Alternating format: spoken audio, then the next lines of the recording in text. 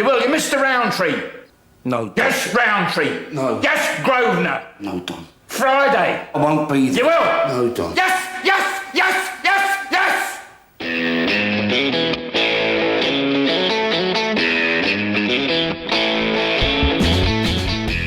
Hello and welcome once again to the Cine-Files, where each week we enter the world of a great film. We explore its themes, the history, the filmmaking, and the influence it has on us today. My name is Steve Morris, and I am a filmmaker and directing instructor in Los Angeles, California.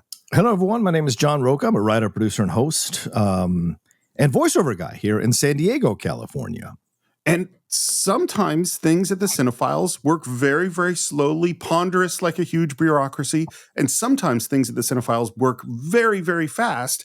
And this one came about very, very fast because I think less than a week ago, I got a text from you that said, hey, how about if we do Sexy Beast? And how about if I lead it? And I went, great. Yeah. And so here we are a week later.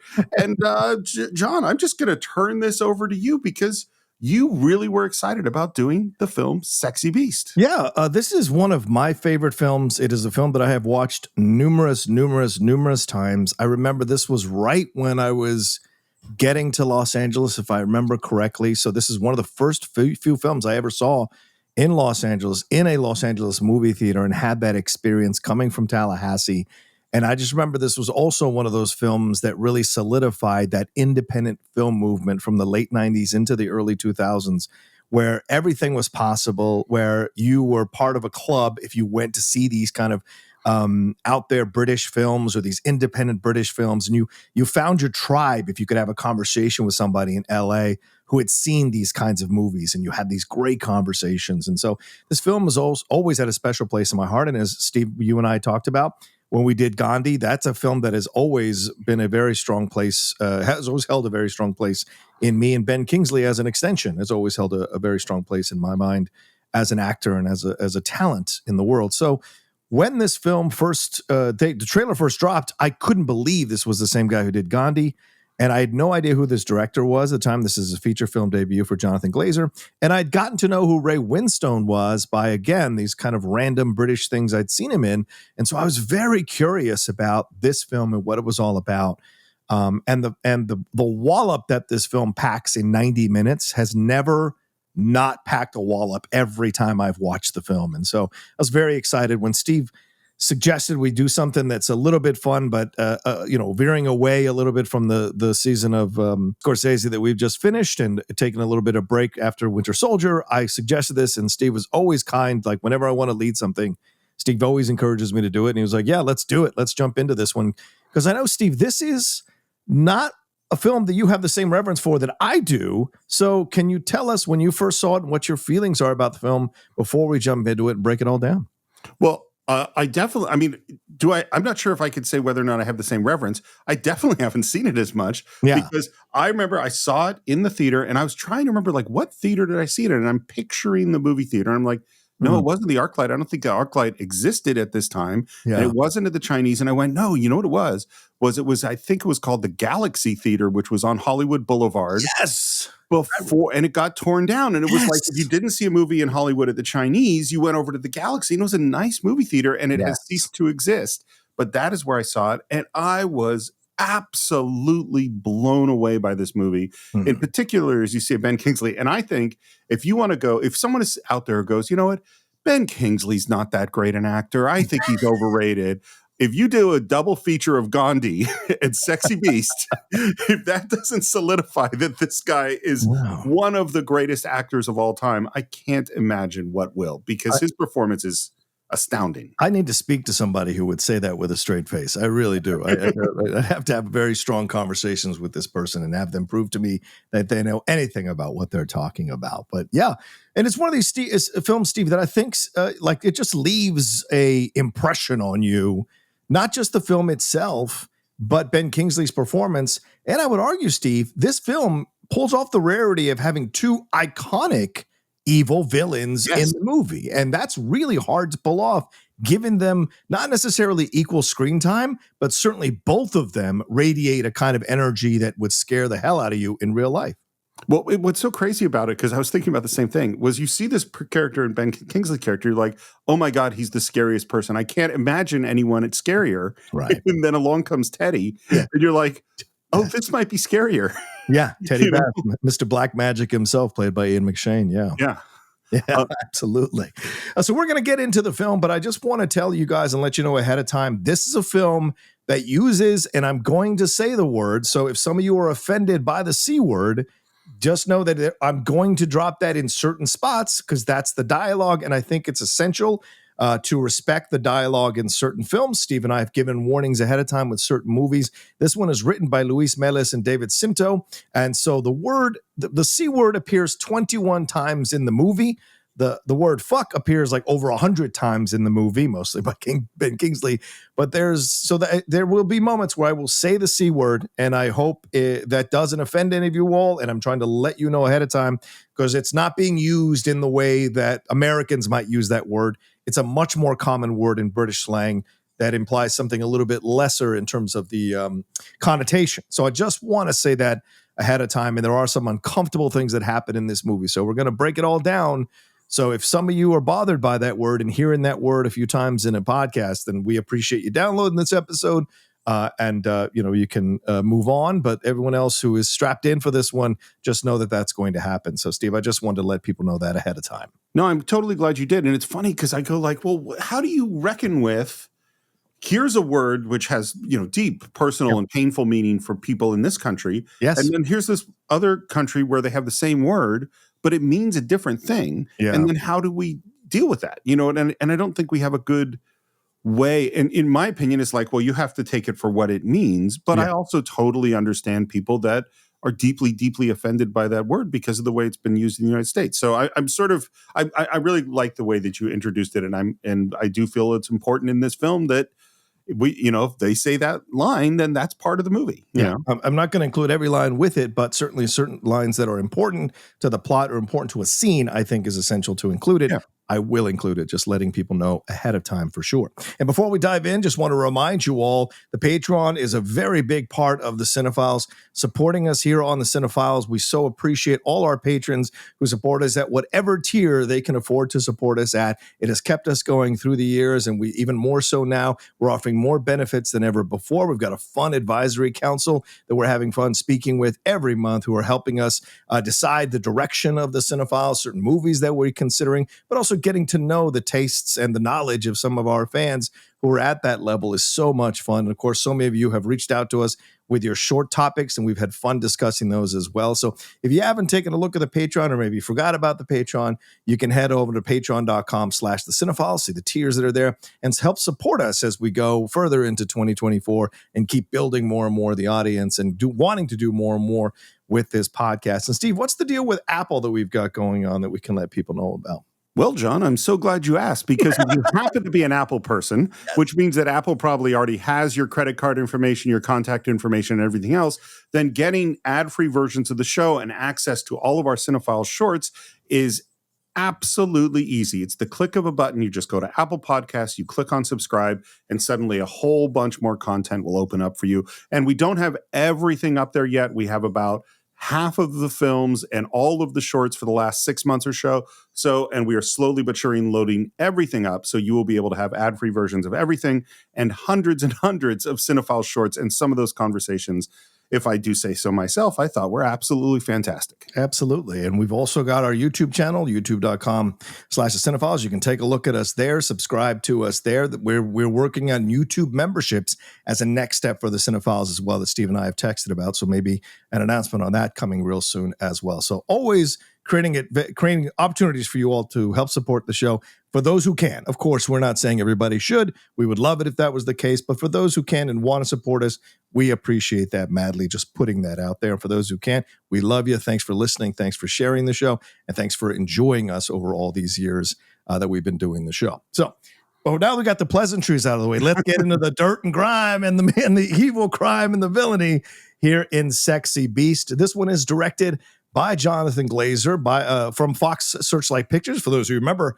Fox Searchlight Pictures. It is now Searchlight Pictures.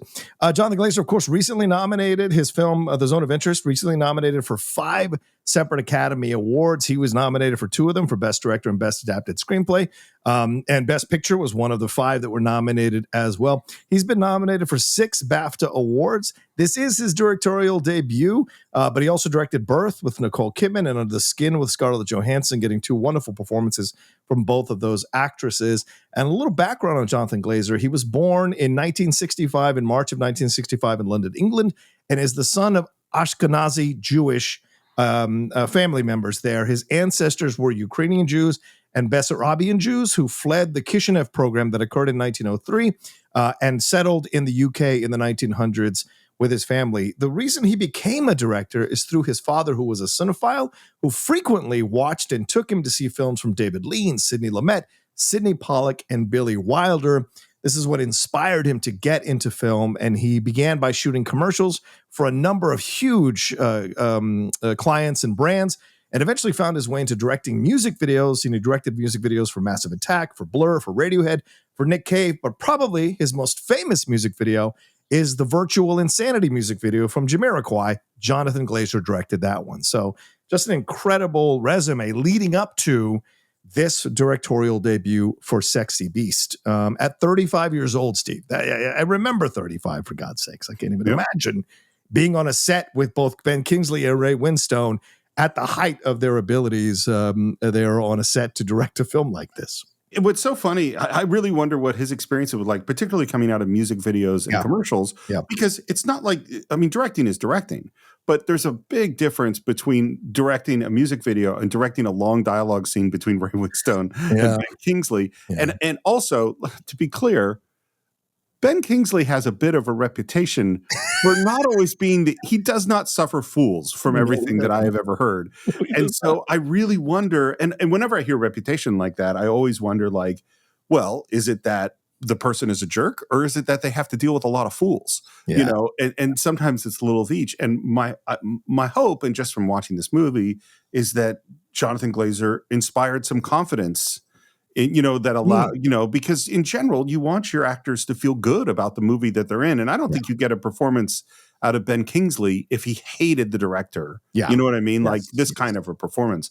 So, but that is an intimidating situation. Definitely. For sure. And I spent a lot of time watching this week some interviews with Ben Kingsley from back in 2001, 2002, speaking about this film. And I watched the GQ one from 4 years ago when he spoke about his work on Sexy Beast when he's going through his roles. And he's always complimentary of Jonathan Glazer, and he's always complimentary of the 2 writers, Luis Melis and David Cinto, who both did another British gangster film that I love that not a lot of people have seen, Gangster Number 1, which is an incredible film with Paul Bettany. I love how brutal and insane that gangster movie is. And if you guys haven't watched that one, I highly recommend it, especially if you enjoy Guy Ritchie stuff or you enjoy Limey from Soderbergh, these great British gangster films.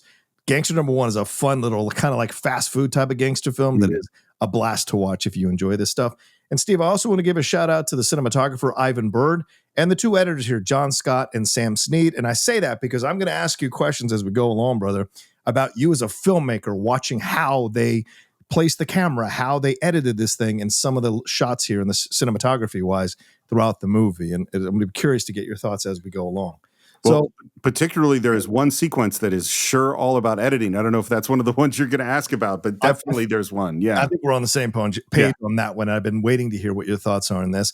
Just a little bit of pre-production, not too much. It was shot in London and Spain in the summer of 1999. Ray Winstone traveled to Spain 2 weeks before filming commenced to get as deep of a tan as he could in the time possible and to eat as much as he could so he could bulk up considerably. He said it was the best rehearsal time I've ever had in my life on a movie. And Anthony Hopkins was considered for the role of both Ray Winstone's character Gal and for Don Logan there that Sir Ben Kingsley ended up playing. Ray Winstone tells a wonderful story, if you guys can find it on YouTube, talking about Sir Ben. And he said, The man calls himself Sir Ben, and I got no problem with it, because if you're going to be Sir Ben, you might as well be Sir Ben and be called Sir Ben. So I love that was a part of Ray Winstone's approach here. And there was Jonathan Glazer approached the different physicalities here. He wanted someone like Ben Kingsley, and I'm going to explain later through his quotes why he veered towards someone like Ben Kingsley to play the villain versus someone like Ray Winstone, who had normally played villains up until this point. So it was a bit of a reversal, bit of a switch to have these guys play against type in a film like this. And it's going to be fascinating to hear Jonathan Glazer's words as we get deeper into it. So, Steve, anything you want to say before we start, my friend? No, I'm excited to go to Spain and do a little sunbathing, maybe relax, have some muscles. I think it'll be a good time. It'll be a good time, a damn good time. All right, here we go. Shall I say a fan-doby-dozy-tastic time? Here we go. Okay, we open on the shot of a blazing white-hot sun against a muted blue sky. A British man's voiceover is heard telling us that he's sweating, roasting, boiling, biking, sweltering. And then we cut to a middle-aged man in a pair of orange Speedos laying out on a deck chair with assorted things next to him like cocktails and suntan lotion. This is Ray Winstone, who is playing Gary Gal Dove, Gal being the nickname, and that's the name we'll use for him as we go along in this conversation. He says, we hear him say it's like a sauna or a furnace, and you can fry an egg on his stomach. It's tremendous. And not just fantastic, it's fan-doby-dozy-tastic. Now, Ben Kingsley speaks about the writing here, and he specifically hits this word. He says, I love the way the writers will split a word and put some wonderful expletive in the middle of the word. Fan-doby-dozy-tastic. It's an extraordinary device they use. Each character almost has his own language, his own individual way of expressing his or her own self, which I thought was great. And just then, the 1977 song Peaches by the Stranglers starts up. Which is maybe the most perfect song to accompany an opening of a film that I've ever seen. It's tough, defiant, and slightly menacing, with the song's narrator talking about girl watching on a crowded beach on a hot summer day. The thing about the song is, which is really interesting how it's connected to the film, if you listen to the lyrics of the song, people have speculated for years whether the narrator of the song is actually doing the things he is talking about doing in the song, or if this is all in his mind and he's having these fantasies about what he will do if he was to get one of these women or hook up with one of these women and unleash the, quote, clitoris, as he does in the lyrics there. As Gal gets up, we see a young pool boy barely sweeping the decks. This is Enrique, played by Spanish actor Alvaro Monge.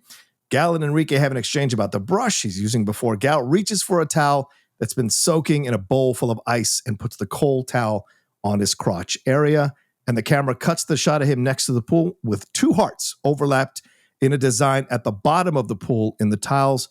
Love the framing here, Steve. So let's stop here before we get a little bit further. What's your thoughts on this opening here as we see Gal laying on the deck chair, sweltering in the sun, leathery skin, and we see him talking to Enrique, who is his helper there around the house, and then soaking his private parts in that ice cold towel? So I have many thoughts. The first thought, what I love about this opening is it is so obvious that this guy is living his best life. Yes. You know, like this is, and which is so funny for me because broiling, I would say, in the hot sun sure. is the antithesis of my best life. I don't like it. I don't want to be scorched in the sun at all. Yeah. But I appreciate that this guy does. I totally agree about the song. I mean, it's funny. We just spent a whole season with one of the great needle drop directors of all time with Martin Scorsese. And I think this is absolutely worthy. I agree with you. It totally works. And the little details of the towel and the crotch, of course, it's just perfect. And I like too that without putting a lot of stuff on it, you establish a relationship with the boy who is working for him. And you really get like, it just feels very real and very natural in this space. Yeah, it's very interesting. And in terms of the fact that it's very clear who this character is right from the beginning and what stage in his life that he's in, right? Because we see the framing here. We see the two hearts, which we're going to get to DeeDee in just a second. But also he is just relaxing and he is baking and he is enjoying it. Nothing about this is a negative to him in his life. Even the ball busting with Enrique a little bit. This is a man who is living his best life currently at the moment, and the two hearts design in the pool kind of let you know where he's at right now in his life before everything is about to fall apart. But before it does, as I said, we cut to a woman driving here fast in a convertible down the street here, heading towards the house. We cut back to Gal, who tells Enrique to bring him a couple of beers.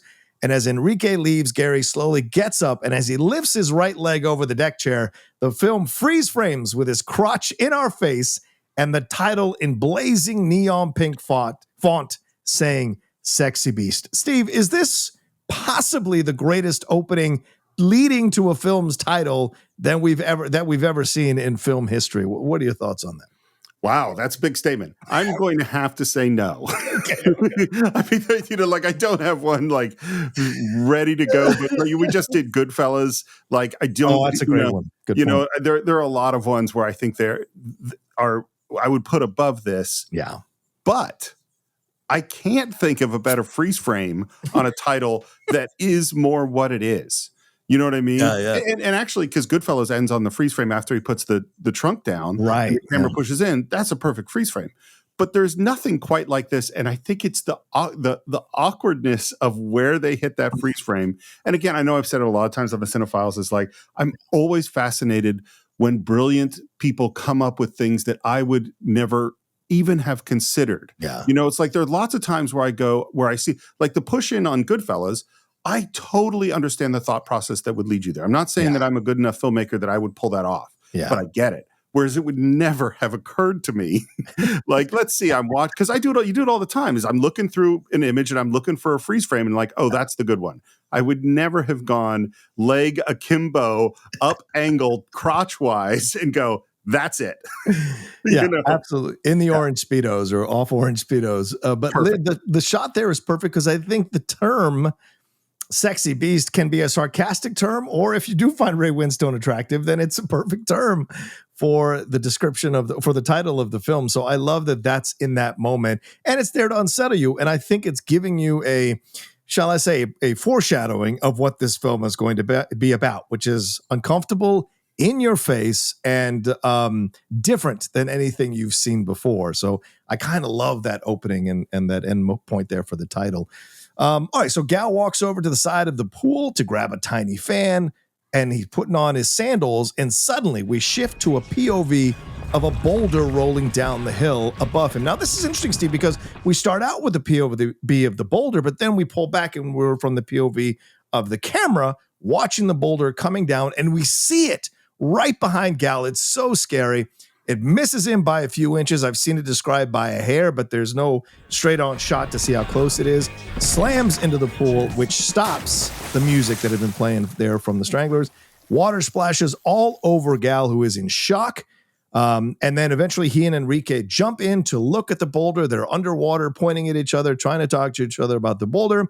They point up, and just then the woman who had been driving arrives at the house. She walks to the pool area and looks down. Gal sees her, comes out of the pool, and we see that this woman is his wife, DeeDee Dove, who is played by the great Amanda Redman. For those of you who are British fans, you know her as a two-time BAFTA TV nominee. You know her from New Tricks and from At Home with the Braithwaites, but a fantastic British actor and actress, and a great choice, I think, to play DeeDee here. Almost got killed, eh? I was that close to getting killed. Serious? So this is interesting, Steve. What a beginning, with a boulder coming up right behind him, splashing into the water, essentially foreshadowing the movie that this unstoppable, massive object is going to come real close to killing Gal, but is going to fracture, possibly endanger his romance because it slams into the two hearts and cracks the tile, but also comes out of nowhere to surprise him, as Don is about to in a few scenes. But we also see DeeDee here. What do you think about this whole beginning with the boulder coming down? Well, it's funny because I think the symbolism is exactly what you said. I mean, I think it's, it's just a moment of, I just watched a freeze frame of a guy's crotch, and now a boulder comes out of newhere and slams into a pool. And I don't know about you, I think I'd seen the trailer before seeing the movie, but I really didn't know anything about it. So I just in this moment of, what the heck is this movie about? What the hell is going on here? Yeah. It's so bizarre. But then if you watch the movie more than once, it's oh, Don is the boulder. It is a thing that is a force of nature. You cannot reason with it. You cannot control it. And it is going to crash into your life. And the potential is your life will never be the same. Yeah.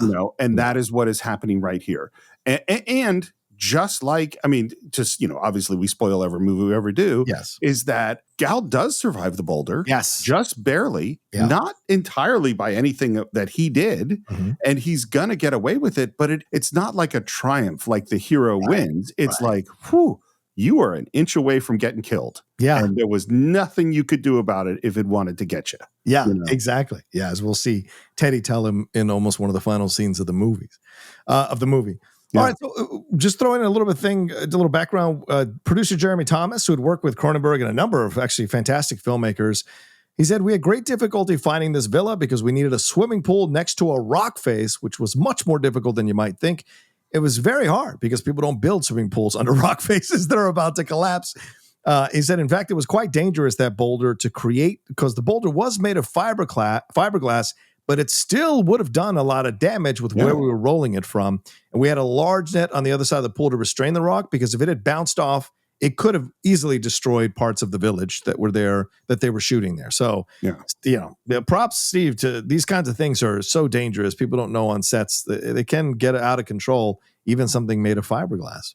Well, and this is not a big budget movie. Right. Exactly. No. And I think you've probably done it a little bit. For other people who don't know, when you're trying to find a location, today is a little different because there's so much on the internet, but basically you have to drive to the house. Yes. Because eventually you have to see it, and you can see that house. That house wasn't near anything. Right. So maybe it's a half hour, 40-minute drive to house after house after house. You get to one, you're like, okay, I really like the front porch here, but the pool's too far from the rock face. And it's like, you get to another, it's like, great rock face, but the pool is ugly and crappy. Or we get to another one and you go, well, we can't control the sound around it. And so it's day after day after day trying to find just the right one. And then you find just the right one, you go, how do we drop a boulder and not destroy the villa? It's all hard, Yeah. And the other part is, will the owners agree to shoot at their house? Oh, yeah. Yeah, that's another part of it as well.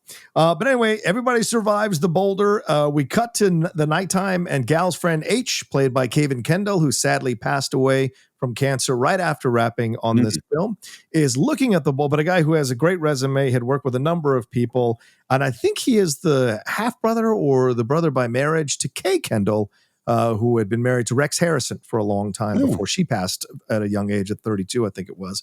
Anyway, H is looking at the boulder in the pool and doubts it'll be removed by Saturday, and they have a great back and forth that immediately lets us feel, Steve, like these guys have known each other for a while. And just then the flame from the barbecue grill explodes at Gal, surprising him. H has a funny exchange with Gal about changing the color of the water. This is one of the many funny exchanges that H is going to have with Gal about the weird things that he knows and is into. He's kind of like the British Cliff Clavin in certain moments when you think of it, because of the random things he brings up. We also meet Jackie, who is H's girlfriend, played by the lovely Julianne White. Then we cut to a montage set to some old 1950s slow samba type music as we see all four of them dance, laugh, play, and enjoy the night. People say, don't you miss it, Gal? I say, what, England? Nah, fucking place. It's a dump. Don't make me laugh. Grey, grimy, sooty. What a shithole. And we see DeeDee, one of many times that DeeDee dances for him and slowly walks through a heart-shaped ring of smoke. We cut to a slow-motion, dreamlike romance scene between Gary and DeeDee that looks like they're underwater against the night sky, and it ends with them floating in midair. And to me, Steve, it feels like a final gasp of joy and happiness before the film takes a turn. So what do you think about this moment where we're meeting the other couple that is going to be the other main characters in this movie, and all four of them dancing around, and the flame almost burning? Once again, Gal escaping by inches what could have happened to him, but then leading to this incredibly well-shot, beautiful love sequence between him and DeeDee.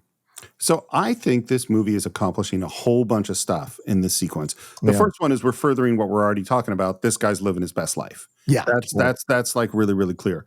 I think one of the other things it's doing, and I don't know if it's intentional, but the language is a little hard for my American ear to get my head around right away. Yeah. And I think part of the scene is just letting you live with the language when it's inconsequential. So if you missed a little bit about what the different pool colors were and stuff like that, it has nothing to do with the movie. Right. It doesn't matter. But I think your ear gets accustomed to things over a little bit of time. And I think that's really helping. The other thing I think about this sequence is that I think Glazer does an incredible job of capturing the exact kind of bullshit that people who've known each other a long time speak when they're hanging out together. Yeah. When you're just shooting the shit. You got some cocktails, you're hanging out with your old friends, and you're just talking because you like each other. You know what I mean? And it's not important. And it's just, it feels very, very real and grounded in, oh, these people are really good friends who really, really have known each other for a long time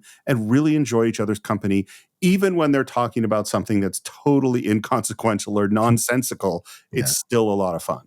Yeah, and it totally radiates that they have a great connection, chemistry with each other and truly care and love each other. But also they're in this place where they're just enjoying their lives, that they would have like a random concern about the color of water. And H talks about the different colors and the names of the colors of water. And you certainly would have to have money to even consider the possibility of coloring your water a certain color, especially in a pool. Well, and so I think that also shows us that there are people who have a little bit of wealth and are basically retired, right? Which we're going to find out that Gal is going to say that over and over again. And for those who don't know, this is a little bit of backstory with Gal, is that he has come out of a 9-year stint in prison, which is kind of alluded to, but not really stated strongly in the film. So this is him essentially retired, going to Spain, getting away from all of it when Don Logan shows up, which we'll see in a few minutes, to kind of change his entire life here in the situation. Well, Steve, now we cut to a rabbit in the field as Enrique lines up a shot in front of Gal and H. The gun backfires on him. They laugh about it. Later, as they're walking back, H spots a young rabbit and is ready to kill it, despite Gal's objections, but his rifle falls apart as he tries to shoot. Glazer talked about this. He said these are warnings that this group gets of some kind of nemesis, some approaching day of reckoning. The rock first, then the exploding barbecue, and later on you'll see a sequence involving guns, which is actually very funny, but which shows them to be, in a sense, defenseless and idyllic in this paradise that they're in. And so this is a fascinating way to kind of look at it. And Ben Kingsley followed up in this in this commentary track and said, I try to reduce the film to a sort of one-line myth. I came up with, once upon a time, there was a man who thought he was very happy, so the gods sent to him the unhappiest man in the world. So I thought that's a fantastic myth there. We cut to a restaurant with Gal relaying the story of Enrique and H's shooting mishaps to DeeDee. They exchange a look here, Steve. We see them exchange a look that feels like they can't believe that this is their life. And we'll find out later DeeDee's backstory as well. That'll give this scene, when you go back and watch the movie, even more weight. And there's an almost fear behind their looks of this could go away at any moment, like almost like they're living in a paradise that could be taken away from them at any moment. Just then, H and Jackie show up looking clearly unsettled. You're right, Jackie. H, can you get me a brand? Tell him then. Tell me what? Jackie? Are you definitely retired? Yeah, I'm retired. Why? Jackie tells him that she got a phone call from London about a job and they want him for it. Right, well, you've asked me and I've said no. That's it. So, why are we still talking? And then Jackie drops the bomb that the person making the request is Don Logan. And this is the first we hear of that name, Don Logan. And Steve, you can see the terror come across all four of their faces as DeeDee mumbles, "Oh Christ," there. And the camera, Jonathan Glazer, smartly puts the camera farther away from them so you can see and really grasp their reactions at this moment. Tell him I'd be no good to him. Be serious, girl. Tell him what the fuck you like. Tell him anything. You can tell him yourself. What? Yeah, He's coming over. tomorrow. And whatever slight spirit might have remained there is absolutely extinguished as the entire table fully deflates now. And H tells Gal that Don rates him for the job and says it's no risk. And then Gal talks about his life in Spain. And here's where we hear the reference, and that he dreamed of it for 9 years and scoffs at the idea that Don's job is, quote, no risk. And then he tries to play off the fear by ordering the calamari, but you can see he is supremely bothered. Now, Steve, this was the first scene they shot in the movie. which is incredible. Jeremy Thomas says this scene was shot on the first day of filming because of some irregularities with the schedules, something to do with the weather or the availability of the restaurant. So the first day we filmed with the director on this feature, that's Jonathan Glazer, we had to shoot this very complex four-handed scene with high tension involved. It was very, very impressive, says Jeremy, the way he started, and I have to take my hat off to Jonathan for getting such a tense scene going. Kingsley said, I had no idea that was the case when he was watching on the commentary track. He said, what I see here in front of me, on the screen is four people who know each other intimately, know each other's rhythms, can read each other's faces. That's four people who have spent years together. And to think that was the first day, it's amazing. What are your thoughts on this scene here, Steve, as we get further into their relationships? Well, first of all, I didn't know that. That's really impressive. But particularly, I mean, I think in terms of the way it's shot, I would say I don't think it's a beautifully shot scene. I think it does kind of show a tentativeness in the coverage of it. Okay.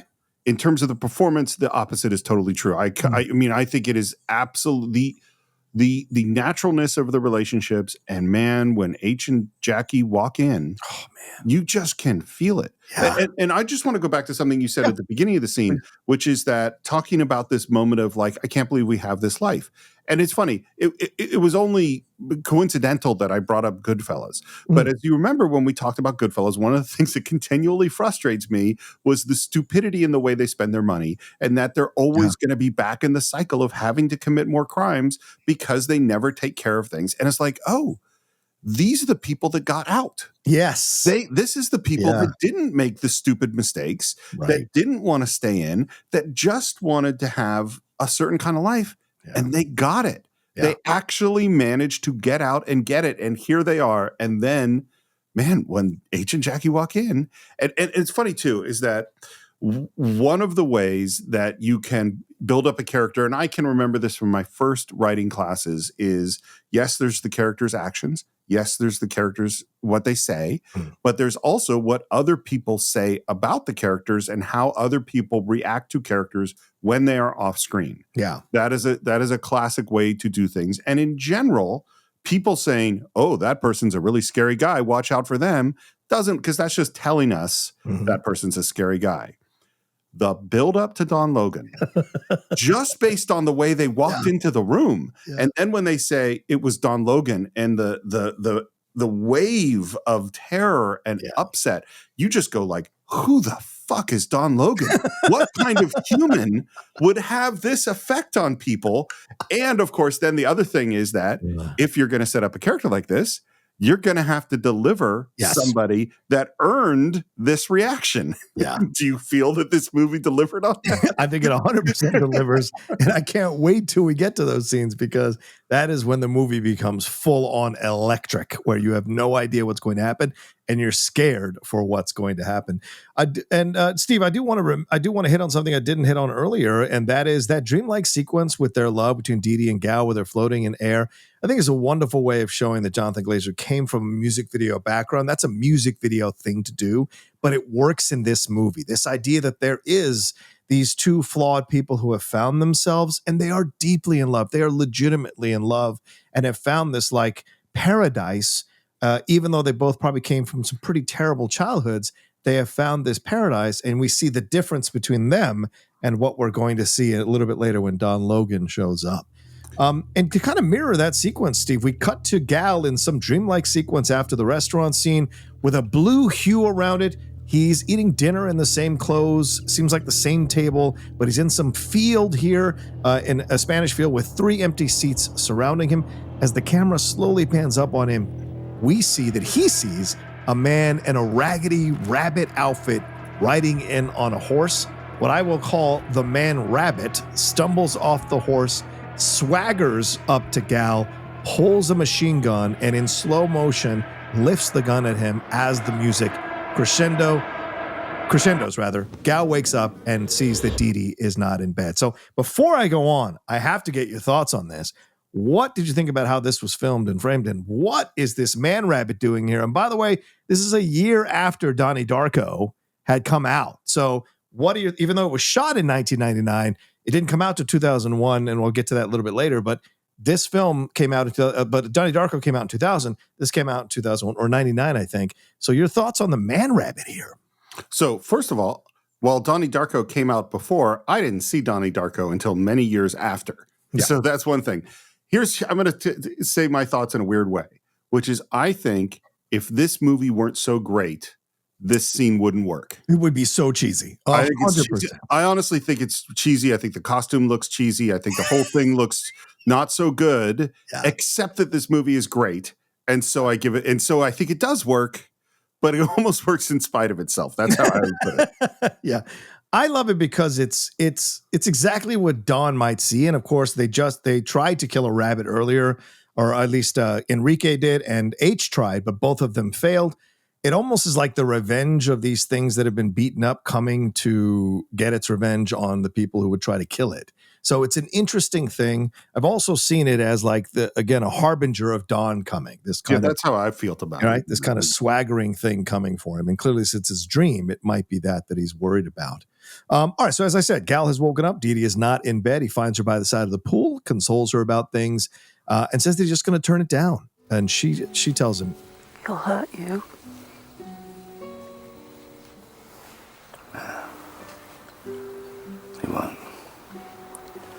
He won't hurt me. He can't. No, he can't. So, as you said, Steve, the real building up of Don Logan here. There's no kind of happy medium or happy place to be to deal with this. DeeDee is very clear on who Don Logan is, no matter how much Gal is trying to reassure her. And as he pulls away, you can tell he's nervous too, as Ray Winstone does this great slight inhale, like he might cry.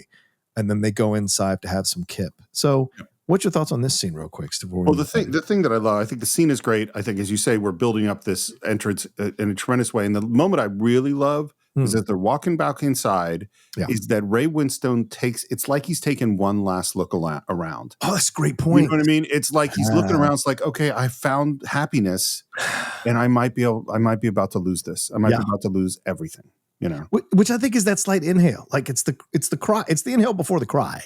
But he can't let it out because she doesn't want to scare her or have her thinking that he can't handle this. But you're right. I didn't even notice the look around. But as you say it, I'm like, I totally remember him looking around. That's such a great point. Well, Steve, as you said, looking around, it's our last gasp of happiness because we cut at this point to our first sighting of Ben Kingsley as Don Logan walking in the airport. We only see the back of his head prominently in frame as he walks down the middle of the airport with this great menacing music playing underneath. Everything else is out of focus except for Don Lemon's massive head and ears. Kingsley said, all I'm doing is walking across an airport lounge, but the audience knows it's like a Scud missile going across that lounge. He said, I arrived 2 weeks after everybody else because of the horrible scheduling in America, and it was a very anxious time for everybody. When I, as the actor playing Don, appear in the film because of the writing and these 4 beautiful, flawless performances, all I need to do is to get off the plane. I don't need to play nemesis, rage, danger, anger, potential violence. I don't need to play any of this because these chaps have done that for me. All I need to do is to get off the plane and play Don. And the thing to add on this is I was watching a quick interview with Ray Winstone, and he told this great story that when Kingsley arrived, because they were waiting for him because of scheduling in America, so they had like a few weeks together and what have you, they threw a party to welcome Ben to the set that night, and he arrived there, but he was already in Don Logan. Like he was already method acting Don Logan at the party, and it was like working with everybody and trying to get into, and Ray Winstone said, I found myself backing away from him, so much so that I snuck out of a window and ran home. So if there was any concerns, because he said, I was concerned that Ben Kingsley could play this role. And I know he's a great actor, Oscar-winning actor. I shouldn't have been concerned, but I was concerned because Ray has grown up with these guys. He knows these guys. But when he said when Ben Kingsley did what he did, he was not ready for it, but he understood as an actor that this was his process. And so it scared him so much that he snuck out a window and ran home. Okay. So first of all, that is awesome and amazing.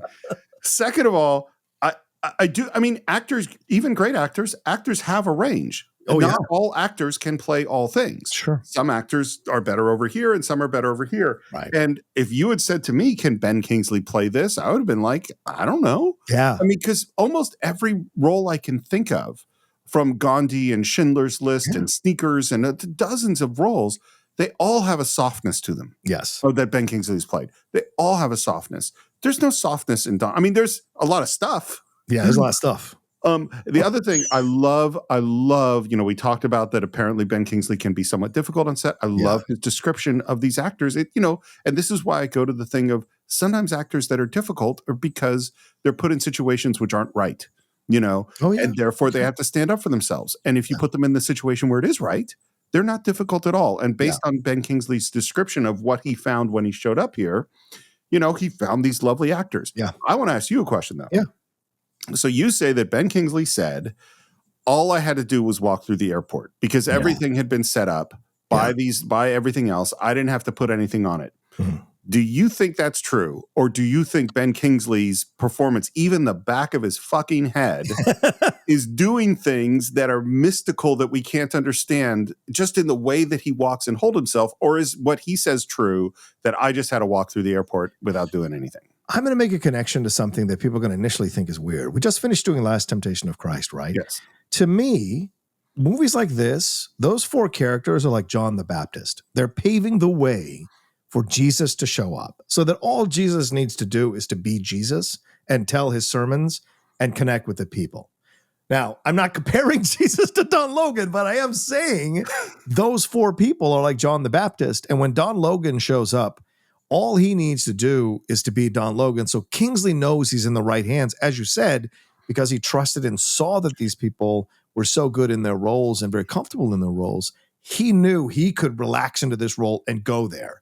Right? There's a bit of a conflict when you read the behind the scenes stuff. Some people said he improv some lines. Some people, Ray Winstone has said not one line of the movie was improv. So I don't know who to believe because it's always weird on sets like that.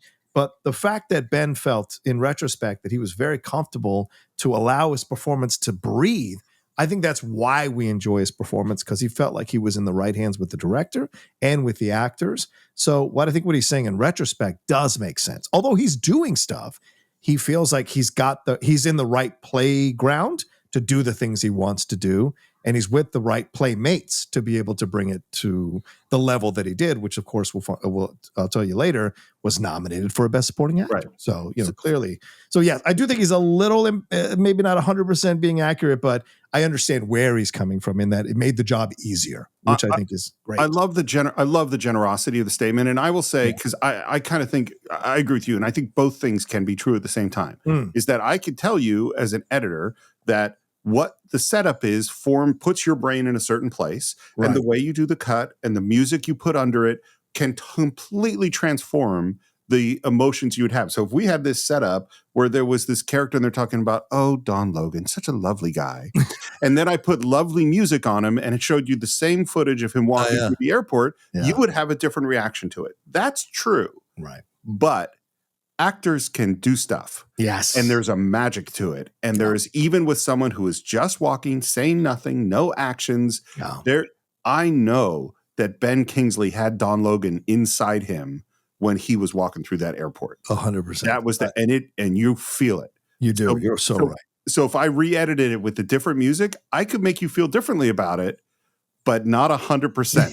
Because there's still that performance there, You might feel weird feeling one way about it when some would be weird. When your mind is telling you to think one way about it, but your other feelings are like, wait, I don't think that mirrors. I don't think that connects 100%. I mean, if I did the walk and it's like sunshine, lollipops, and rainbows, like it would feel different. Do the slower version. Sunshine. That's it. But I've seen him one of the fun thing about getting ready for this episode, brother, was reading some other people's reviews, and people, of course, have established critics' reviews. I love some of the descriptions. I'm not going to credit anybody, but I'm just going to say some of them described him as a human penis from the opening, cutting through the middle of the frame, ready to fuck anything that got in its way. And I like this one. Someone described Don Logan as looking like a scorpion disguised as an accountant. Okay. Interesting. Yeah. All right. Don is now in the car with Jackie and H in silence, heading to Gal's house as Don looks at Jackie, which is the first kind of hint that there's something more here between him and Jackie. Glazer cuts in scenes of Felipe and Enrique removing the boulder from the swimming pool, which they eventually do. And then they pass each other on the 2-lane road, and Felipe and Don seem to look at each other, although that would be almost impossible, but they seem to kind of look at each other as they pass each other. The music is pulsating and threatening here. Jackie pulls up in a red Mercedes. Don steps out and immediately says, "Gotta change my shirt. It's sticking to me. I'm sweating like a cunt." Hell of an intro. And then we abruptly cut to an uncomfortably silent scene in the living room with Don in what we assume is a new white shirt and a drink. It is so silent here. But then, of course, H, who is the most nervous Nelly of them all, eventually breaks it by asking Don about his brother Malky and their fallout, which I think is addressed in the prequel series that is out now on Paramount Plus, but I'm not sure because I haven't watched it yet. And there's a shot here of Don perfectly placed between two curved openings on either side of them. To me, Steve, looking like a penis and it's two balls. There's small talk about his flight and how it was, and Don quizzes Gal about the Spanish hacienda. H, as I said, ever the scared one, immediately jumps up and says he's taking the girls for lunch so Don and Gal can talk. This prompts an uncomfortable exchange between Don and H, where Don teases him about not being invited to this lunch. What, ain't I invited? No, Don. No, of course you are, Don. Only I thought you might want some time. Talk about things. No, I'm joking. It's all right. And then gives him money to pay for the lunch. H initially refuses it, and then Don gets that look on his face. H takes the money, and they leave. And we cut to Don and Gal talking about the job, and Gal turns him down by saying that he's retired. I'm not really up to it. Not up to it? No, I'm not. I see. I'd be useless. Useless? I would be. In what way? In every fucking way. Why are you swearing? I'm not swearing. Never mind that he's been swearing this whole time in earlier exchanges. Don then adjusts his chair and tells the story of how the job came about. And before we dive into that, just want to get your thoughts here, Steve, on Don's intro, not only to us as we already talked about him introducing himself to us. They're walking through the airport, but his introduction here to Gal after all this time, immediately stepping out, immediately cursing, immediately talking about his sweat, and then the uncomfortable silence here in the living room, leading to H, who's so nervous, doing all that he does here, ending up with Don and Gal having their conversation. I'm trying to think how to articulate, and really it's impossible because trying to figure out how to explain Don Logan is, I really can't. I mean, I think like part of it is that he just operates in a different time zone. Yes. That he doesn't understand or the way, that humans learn how to interact with other humans and to understand social cues and to respond in kind or in an appropriate manner. And Don Logan doesn't do any of that. Yeah. And so that's one, like when he's responding to questions about how was your flight, his response is mechanical. Yeah. You know what I mean?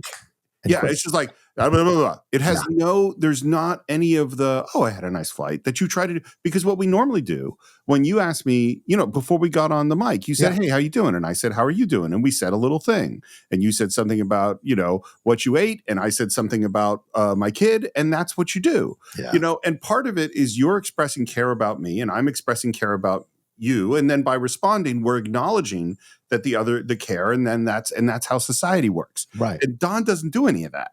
Yeah. And because he doesn't do any of that, he makes everybody around them extremely uncomfortable. And then because he actually is scary, is that they're all on, tenterhooks trying to go like, what do I say? What's okay to say? Because the normal things that you say to lower the temperature in the room and make connection aren't going to work. Yeah. So they're all struggling with that. And then I also think what's really interesting is that Don Logan knows he's scary. Yes. And he is playing on his scariness. Yes. So he doesn't want to go to lunch with them. He doesn't want to be invited. Yeah. But he knows that saying, hey, why didn't you invite me, is going to scare H. And he wants H scared. I think that's important too, Steve, because just like his looks to Jackie in the car, you're like, why is he looking at Jackie? What's the thing here? And of course, Julianne White's a beautiful woman. So you initially think that's the reason until later. And then why is he fucking with H so hard here? Although H is a little bit of, kind of a nervous Nelly type of guy. This is also, if you look at the film now, after you've seen it, a bit of foreshadowing of his issues with H. That he wants, as you said, that he wants to mess with H. He knows he can mess with H. He knows that he can unsettle the room by the way he's acting. And he does it on purpose because he doesn't have that instinct to have small talk. He doesn't know how to do it, it seems like. And so his way of taking control of these situations is to be this way, because he literally marches to the beat of a different drum. Yeah. And it unsettles everyone around him, but he maintains control when he's in situations where he feels like these people are beneath him, right? He would never pull this shit with Teddy or even with God, Stan, no. right? So there's the difference here. Teddy's not scared of Don. Not even the slightest. Yeah. Yeah.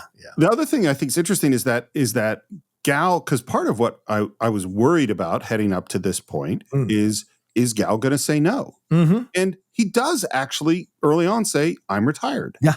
Like Yeah. he has actually stood up to Don a little bit to say, I'm not doing it. It's not going to help, obviously. Right. But he does say that. Right. And I think Don responding with, why are you swearing? I'm not swearing. Steve, you and I have been in fights with people who keep switching the goalposts. Oh, yeah. Maybe, dare I say, I have certainly been that guy in my 20s and 30s before I got some really deep therapy to understand that that's not the way you actually resolve problems. But it's always when you're changing the goalposts, it's because you just don't want to let go and don't want to admit that maybe you were wrong or don't want to find a solution. Clearly, he does not want to hear Gal's no. And so he tries to undercut Gal. And this is the first of many times he tries to undercut Gal by saying, why are you swearing? I'm not swearing. As if Gal is the one being the offensive one, right? He's trying to gaslight Gal in these mini passive aggressive moments, right? Because this is not an emotionally educated person that Gal is dealing with. I'm not saying that Gal is. I'm just saying that in these exchanges, you can tell who is the least emotionally educated. And it is absolutely Don Logan in a way. I know a bloke who knows a bloke who knows a bloke. Hello. So let's get into the sequence, Steve, because I want to ask you about this. I call this the Inception sequence, flashbacks here in this particular sequence. And I hope this is what you're referencing earlier as well. So 100% was. Okay, good. And I actually wrote in my notes, this is such an interesting sequence, Steve, and I'd love to hear how you would describe this. we cut to a flashback of Higgins, or Stan rather, calling Don to offer him the job. And then Don perched on an ottoman in his tighty whities watching TV. It's such a weird position to be in, but adds more to the fear of what this guy is and the unsettling, different nature of this guy. Then we cut to them bathed in red light in a bar, and Stan is telling him how he needs an 8-man crew for an overnight job. Who's behind this, Stan? Who do you think? Who do you think, girl? I don't know. Who? Teddy. And we are introduced to Ian McShane as Teddy Bass, Mr. Black Magic, brushing his hair in a silk or satin black bathrobe. And now we're in Stan's flashback. So we've gone from one flashback to another flashback to Don telling the story of how Teddy met Harry, the fucking chairman of Imperial Emblat, at this orgy where he was wanking, spanking, fucking cocaine, camcorders like ancient Rome. We cut back to Stan giving Don this news about Imperial Emblat, who in turn is giving the news back to Gal. So we swing out of the flashbacks back to Gal. James Fox is the actor who was playing Harry here. He was the main owner of the estate and remains of the day, and he's also the brother of Edward Fox, who was in Gandhi with Ben Kingsley. He was the gentleman who ordered that massacre in the movie that I think ends the first part of the movie. You heard of that? No. Of course not. That's because they're one of those sniffy lot. Don't need publicity, don't seek it, above it. We hear that they specialize in safety deposit boxes. Then we cut back to what I think is a flashback for the audience, where we see Teddy and Harry have a tense exchange on the couch about staring at the back of people's heads.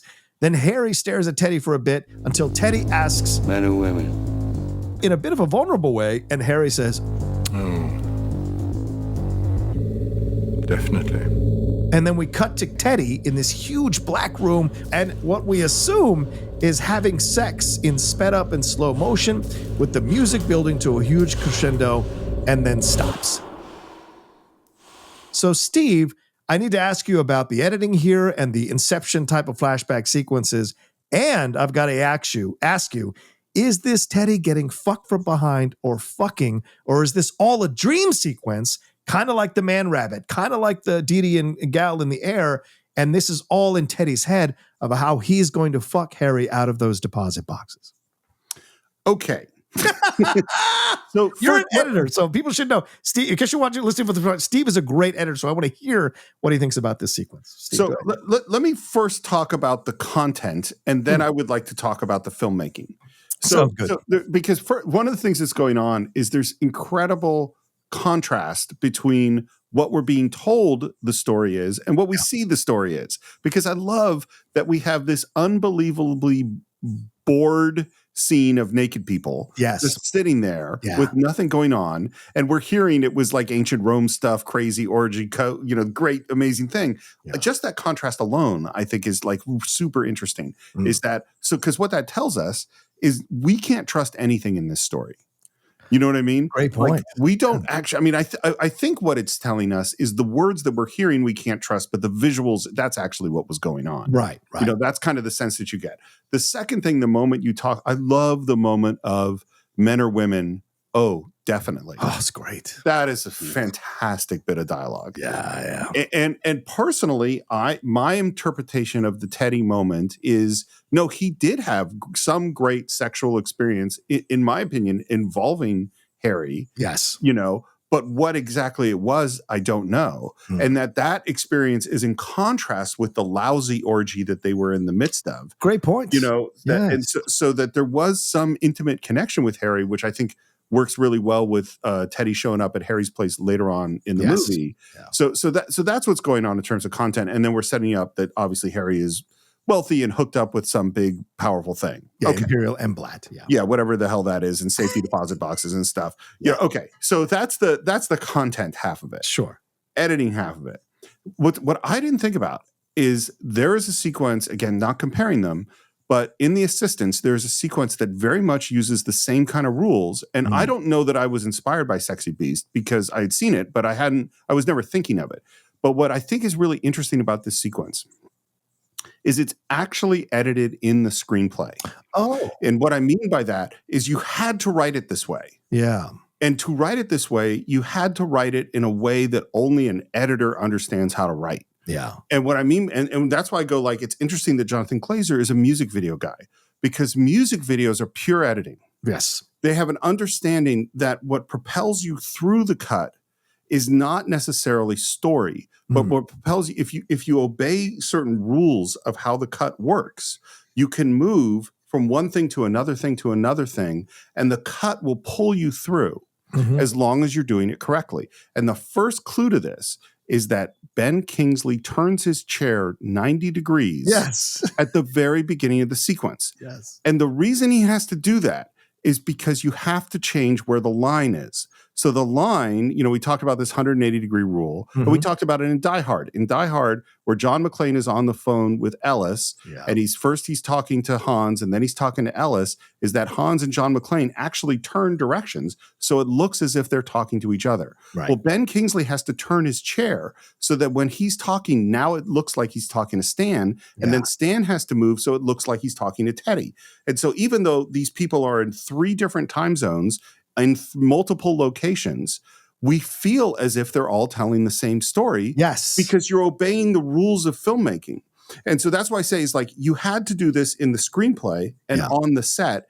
The editing actually isn't that hard if you set up all the pieces to fit together correctly. Yeah. And so what you do, and I love that you called it Inception, and I totally understand why, because you go from one level down to the next level, down to the next level, down to the next level. And in each one, they obey all the correct rules. And what I love too, and again, Inception is perfect, is by the end, you come back up through the levels to get back up to the present day. Yeah. And I might even just post it on our Patreon page, is the sequence in The Assistants is someone asks a question and then you go through this fantasy of all of their futures. Right. And story-wise, it makes no sense at all because you're just jumping all over the place and people are jumping in and out of things. But hopefully, if I did it right, dialogue-wise and editing-wise, it pulls you through it despite the fact that it doesn't make sense, which is exactly what this is. So I think this is a sequence. This, to me, is the sequence where you go, oh, the screenwriter and director had to be 100% on the ball. Yeah. And this is hard on the actors because, I mean, you've probably done things like this because you're like, wait, what am I saying and who am I saying it to? Because you're jumping all over the place through realities, and that reality doesn't make sense on the set because you're only doing one little snippet of a scene. It only makes sense in the brain of the director and the screenwriter and in the edit when you actually put those pieces together. Yeah, agreed. Which I think it's a fascinating sequence in the middle of the movie, and it's exciting. It's an electric sequence, right? And it's Jonathan Glazer said this in one of the interviews, and he said, the hardest thing I did in this movie was to shoot a heist movie without shooting a heist movie. Right. And that's what you get here. Because you compare this like Ocean's 11, which I think came out a year later, or in the same year, I think possibly in 2001, but he obviously shot it in 99. You get that energy, and you're talking about the assistants. That's essentially a heist movie. So it is, yeah, it's a comedy. So these connections are there to make, and I think it's a fascinating sequence that also introduces Stan, who's going to be an important character, though not getting a lot of screen time. When we get to Gal showing up in London, Stan becomes an important character in a couple of the scenes here. So we establish Stan's like kind of right-hand man, scary nature as well. That of course isn't going to rival Teddy or Don, but it's still scary as a big beefy guy with this deep gravelly voice. And clearly he's the one that can call Don and get him to a bar, and Don shows up dressed up in a 3-piece suit for God's sake, or in a suit for God's sakes. So clearly he respects Stan and doesn't want to be found out, and is what's driving Don to show up here in Spain. So it's an interesting sequence that I really love in how it's put together. And I think what you said, I want to say one last thing because I don't want to miss this or lose this thought. You said how the cut pulls you through with music videos. What I mentioned at the beginning of this podcast, Jamiroquai's Virtual Insanity is essentially a music video that is taking you through these different sequences, and it's the cut that's taking you through, whether it's looking up to a bird and then back down and all this stuff moving around different couches, and he is just moving within these different rooms. I wonder if that's kind of the inspiration for this sequence as well, as you see the way that it's edited. After all this happens and the music crescendos, then we have the post-coital relax, sitting in this a lobby, I guess I would say. It sounds very silent. The massive vault opens up silently. These two doors, we don't hear them open. Teddy walks in. A safe deposit box slowly comes out, and Harry is watching Teddy from the security monitors. Teddy places a half-used pack of Dunhill king-size cigarettes in the box. He looks all around, essentially casing the place as Harry watches him. Then Teddy and Harry walk out together, talking in some coded language about how safe the place is. It seems to me like Harry is basically challenging Teddy to try and rob the place. Teddy gets in the car with Stan and tells him that the vault is futuristic, but it can be broken into. And then we go back to put the cherry on top of the Inception flashback sequence. And all three of the flashbacks crash into one, from Teddy to Stan to Don, back to Teddy, with these lines. See, Gal, where there's a will, and there is a fucking will, there's a way.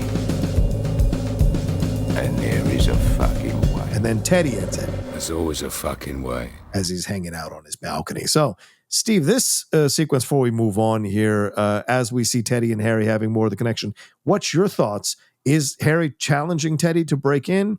Is Teddy trying to fuck Harry because of the situation that happened earlier in the orgy? Or what is this? Well, the thing I want to focus on is that pack of cigarettes. Yeah, the Dunhill king-size cigarettes. So the way it's filmed, it looks as if Harry can see, he's got a camera in the vault. Yes. Can he see what Teddy put into that safe deposit? Does he see that it's cigarettes? I think that he does, yes. I think that he doesn't, but I think this is what, because then when Teddy comes out, he says something about, family heirloom, blah, blah, blah. Is that I think Teddy, and again, this is just speculation, but I'm trying to figure out how to answer your question, is that I think Teddy said to Harry when he found out you run the most secure vault in the world. Right. Oh, I have a thing that's very important to me that I have never found a place safe enough to put. And Harry goes, oh, you should put it in my vault. And he goes in there, puts a pack of cigarettes that's worthless in there. Mm-hmm. But that was his way of scoping out the vault. That's sort of the impression that I got. And so whether or not is Harry tempting him to do that, I don't have an answer. I really don't know the answer. And this is the thing, I don't understand the Teddy Harry relationship. And I don't think I'm supposed to. I think I'm supposed to go like, what the fuck is going on here?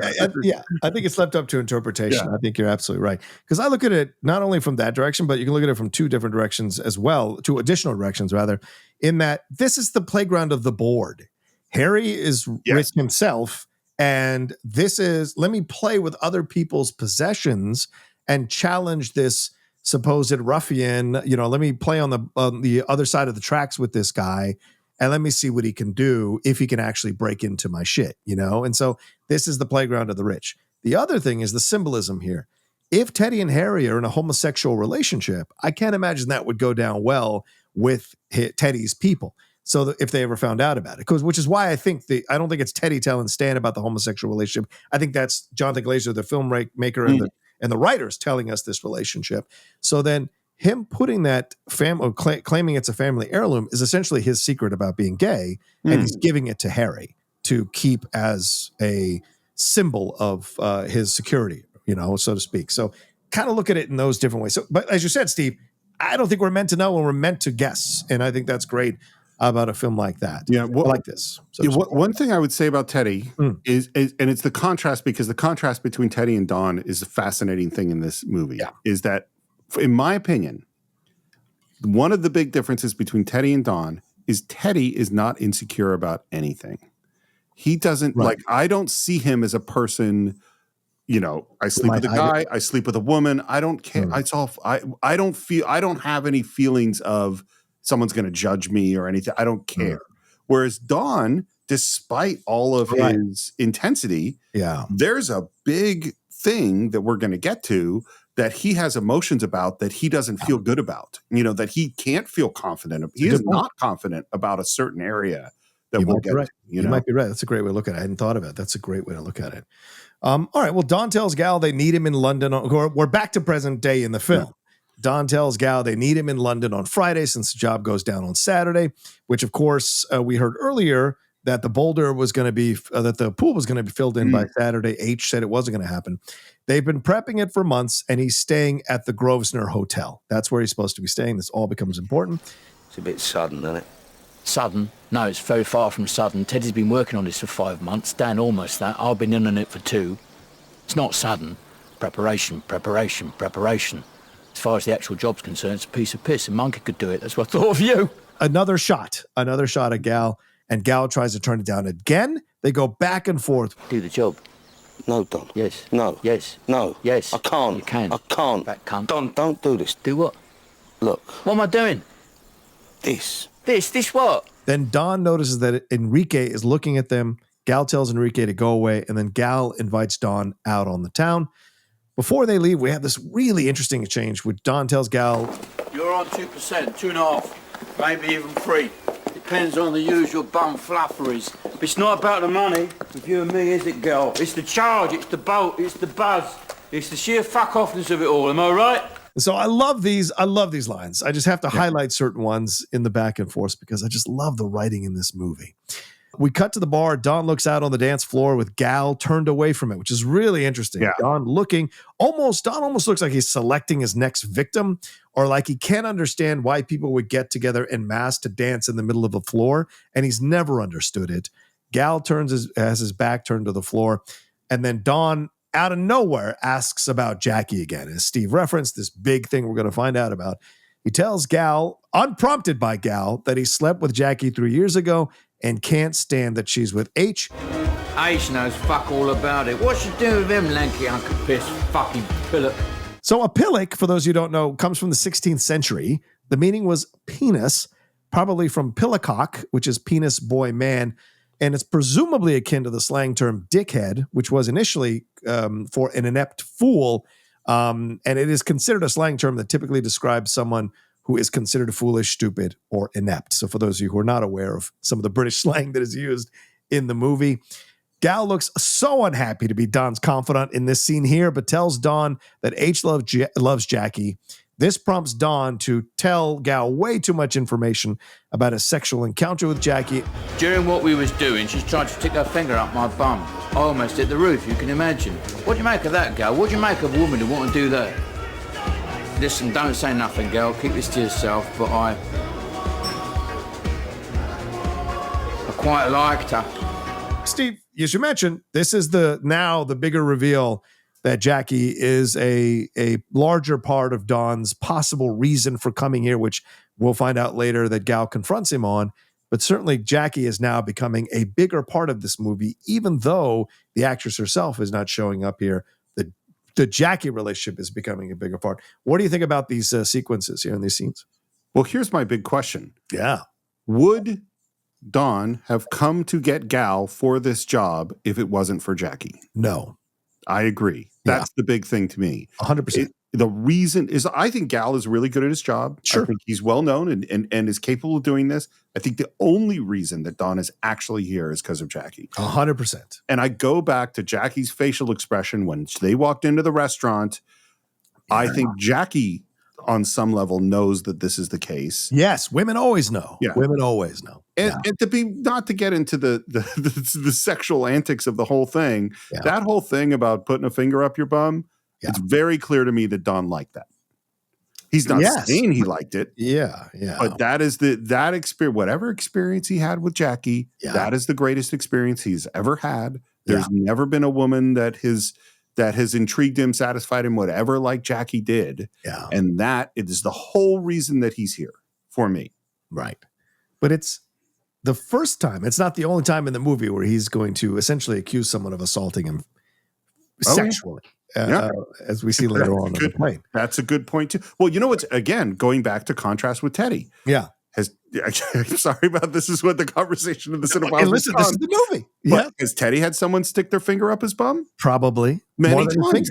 Yeah. And he's probably done it himself. And that's fine because Teddy doesn't have any hangups about any of this stuff. Right. Whereas when he uses this as an excuse later on, it's because he's all fucked up inside about all his feelings about sexuality and all of that. He's got a lot. Don's got issues. Don's got a lot of issues. And what I think is so important about, and what makes this film so unique, is this is a sequence you would never normally see in a gangster film.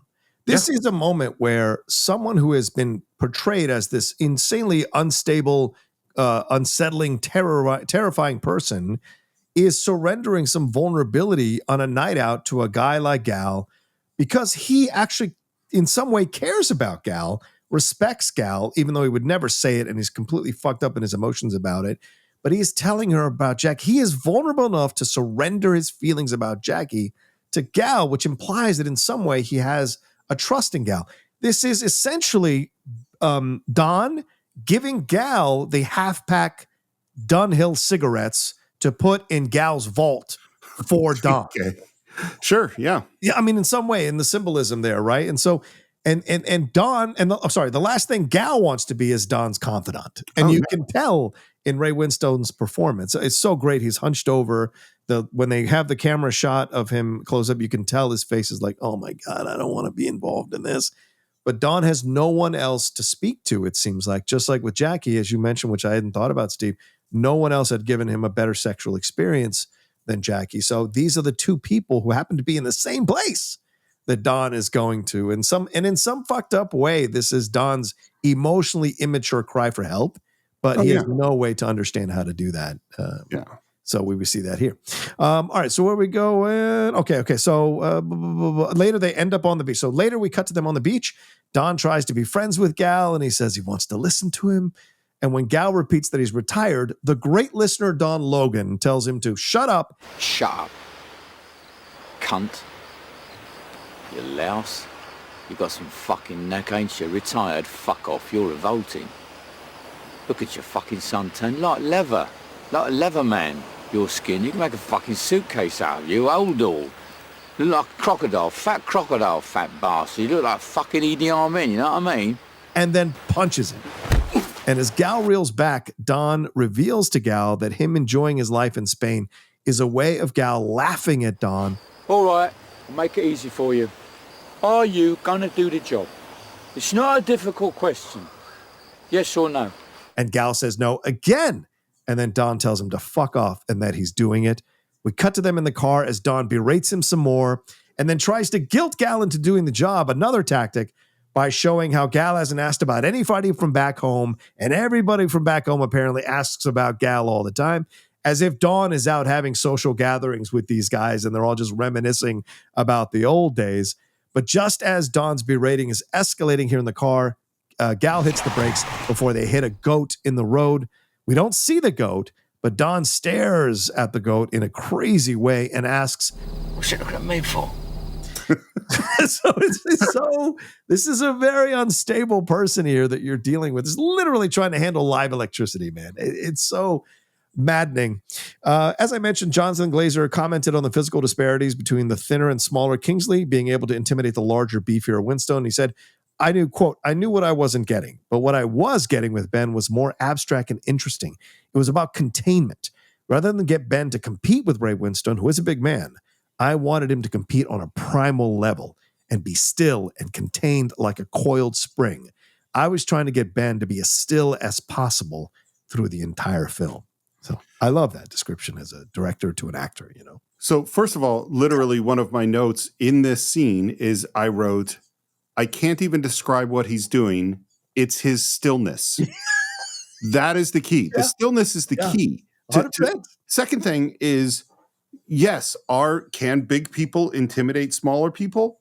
Sure. Is that interesting filmically? Not at all. Yeah. Because we've seen that about, yes. Oh, yeah, the big person is intimidating. Duh. That's not like, that's not an interesting thing. That's not an interesting thing filmically.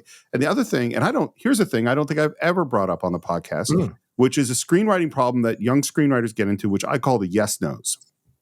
And what the yes-nos are is like, I want you and I to go out and you want to stay in. And I say, let's go out. And you go, no, I want to stay in. And I go, well, I want to go out. And I'm like, well, I want to stay in. Well, I think we should go out. No, I think we should stay in. And now we're in the yes nos. Yes. And I'm sure you've been handed a scene like this, from an inexperienced screenwriter. Yeah. And the yes nos are a trap. And they're both a trap in terms of screenwriting, and they're an acting trap. Yeah. Is that what you want is you need people to use different tactics and different ways to get the thing that they want. And those different tactics, and then you need people to resist in different ways and try different things. And those things, those tactics that characters use define who they are as people. Yeah. And so that good actors will be handed a script that's the yes, no's and turn it into something else. Yeah. And good screenwriters won't give you the yes, no's in the first place. And this is a perfect example. We've seen Don use multiple different ways to try to get Gal to do the thing that he wants. And one of them is like, people are making fun of you back home. Yeah. That's a different tactic. Yep. And then you see Gal trying to wiggle out, what if I wiggle over this way? No, it's not going to work over here. What if I come over here? No, it's not. And so even though, and we're going to frankly get into, there is the most yes, no, the moment in the history of film, but it is not what I would call the yes nos. It is not. It is a tactic that is incredible, And so again, saying these guys are great actors it's redundant, but man, these guys can act. Yeah, and as you said earlier, right? The Man Rabbit would be cheesy if it wasn't in a film like this. Exactly. The yes nos would be cheesy if it wasn't in a film like this. Well, the fact that it works is because it's in a film like this. Yeah. We're back at the house now because they've survived the go crossing. H is nervously telling Dawn about their dinner, and he talks about the size of the steak as Dawn stares at Jackie. And then Dawn blurts out a compliment about Jackie's telephone voice. You ever worked in an office? No. Nice telephone voice. I've worked in an office. I was 17. Does that surprise you? Well, you were 17. And then this is one of the best terrifying acting moments of the film.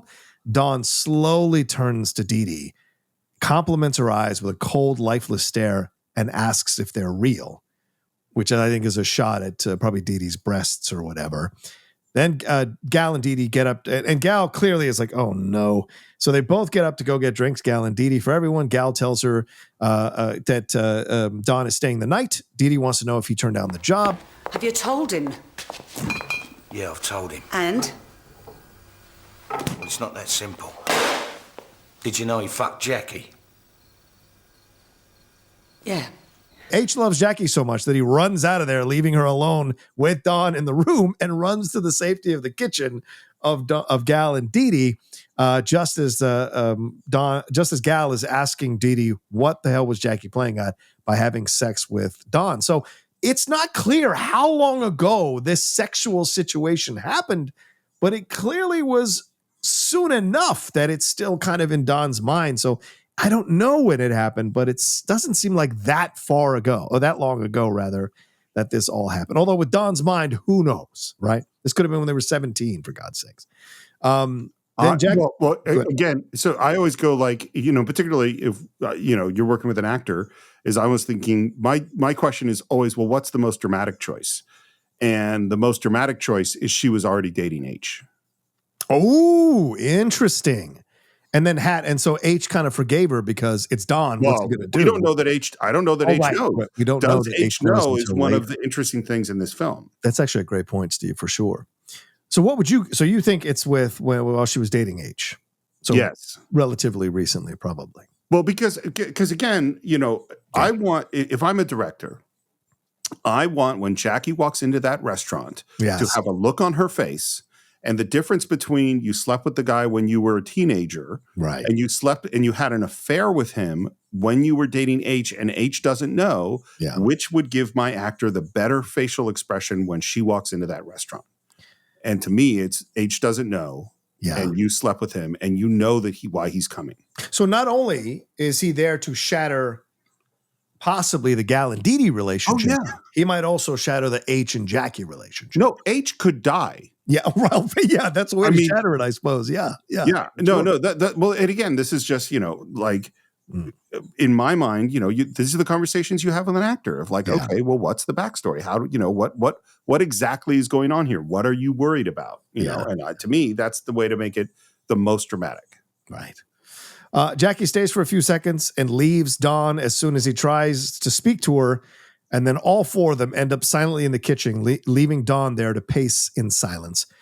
Now we cut to later that night. Gal and DeeDee are asleep in their bed as Don pees in the toilet. And like a teenage boy or an angry dog, he defiantly pisses on the carpet more than a couple of times. Well, I think this is very important. I don't want to skip over this. I'm not. He is peeing no hands. Right. No, it's incredible control for sure. Well, and it's like this again, and I don't know if this is the director, it could have even been the script.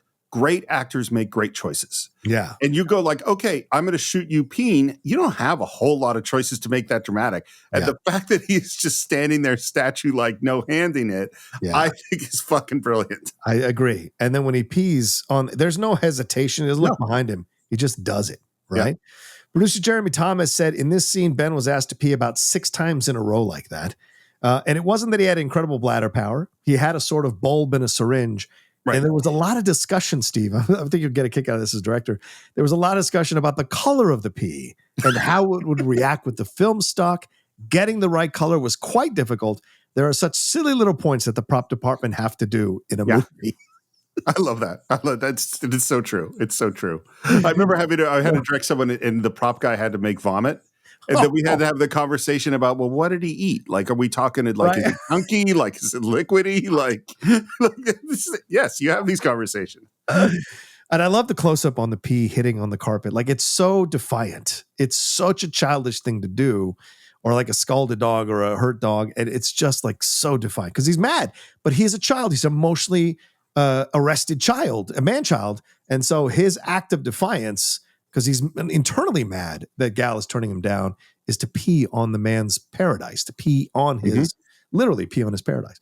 Then Don has what I call is his 2 Gollum and Schmeagol scenes. Totally. Right? I wonder if Peter Jackson and Andy Serkis used this as a basis for the Gollum and Schmeagol scene in Return of the King. I don't know. I think it's Return of the King. Don starts to talk to himself in the mirror, and it's astounding. He literally splits into 2 people before our eyes. Shouldn't have told him that. Shouldn't have said anything there. Where? Back there in the bar. Back Jackie. Jackie the Packy. What, Gal? He's all right. Still giving too much of yourself away, mate. Fucking mouth. Let's keep stum. Stum, stum, cook, stum. Stum, stum, stum, which is a slang term for keeping silent. And then he peeks like a stalker through the door at Gal and DeeDee. And I love the way Glazer shoots that from below. So he looks a little more intimidating and taller, looking in on them from the door. Later that morning, and Steve, I ask you, has he been in the bathroom all night? Don is shaven and goes back to talking to himself in the mirror. Don't look it. Someone taking a piss out of you, are they? Liberties. In this back and forth, there is more said, of course. I didn't want to read all the lines, but there is more said. Maybe Steve will lay this scene in there because I think it's a great acting exercise to hear Ben Kingsley go back and forth. And I think he splits into two separate people where he is trying to console the one for having said too much about his relationship with Jackie. And then the one that is consoling him is upset at Gal for him for having taken advantage. And Ben Kingsley said this, that he almost sees Don as bipolar. Don's been accused of being bipolar. And certainly you can see it come through in these scenes. It's inside of you. What's it said to you? It's all right, mate. You can tell me. He said that. Just like that? No. That lump of shit said that. Expect you to take that, swallow that. What, do you think you're a cunt? I'll sort him out for you, Charlotte. It's not a problem. Can't have that. And he works himself up into a frenzy about Gal's rejection, making him look like a, quote, cunt, and bursts through the door of their bedroom and assaults Gal as DeeDee yells at him to get out, and Don says he'll be downstairs. What do you think of these two sequences with him talking to himself in the mirror, Steve? Well, and then attacking Gal. When you first said the Gollum thing, I was like, oh, that's funny. Huh? And then as I thought about it, I'm like, I mean, you could say Jackie is his precious. 100% Jackie is his precious. And all of the sort of... And in his warped mind, Samwise is Gal in his warped mind. Yeah. Yes. This is this person keeping me from my precious. Yes. And all of that stuff of him going back and forth. And again, this is the contrast with Teddy. Teddy doesn't have any insecurities as far as I can tell. Whereas Don is tearing himself into pieces because he exposed a vulnerable place of himself because he exposed his feelings for Jackie and that was his mistake. And he's like all over himself about it. I think it is. And again, it's one of those scenes where the words are important, sort of. Yeah. But really, it's just Ben Kingsley's performance. Yes. It doesn't actually matter. It matters what he's saying, but it's sort of, it just kind of rolls over you of this craziness going by. Yeah, exactly. Yeah. From both of them. It's the intention for both of them. And the way Jonathan shoots this, he puts the camera above and below. And I want to give also a shout out again to Ivan Bird, both them working in conjunction, the cinematographer. He puts the camera above and below Don. And even did he say that? Did he really say that? Like the hand up and taking such offense. And then the shot right before he bursts through the door, the dropping of the razor in the water is a great boom, cut. Like that's the moment this scene is done. And then him exploding through the door and kicking Gal twice. This is the second time he's assaulted Gal physically in the last 10 hours. And DeeDee in her defiance, which is a window or a foreshadowing of what we're going to see later. DeeDee she's intimidated by Don, but she's not necessarily scared of Don. And so her to yell at him to get out twice, and Don listens, which tells you that Don does have something within him where there is some feeling that he might have fucked up here, And so he says he'll be downstairs. All right, so we cut to Don and Gal downstairs at the table. I don't know about you, but I've had some of these mornings looking like Gal at that table. Don, in some fucked up way, is trying to make it up to Gal by telling him, I love you, Gal. You're lovable. Big lovable bloke. My note here is I wrote, is that true? Yeah, exactly. Lovable lummox.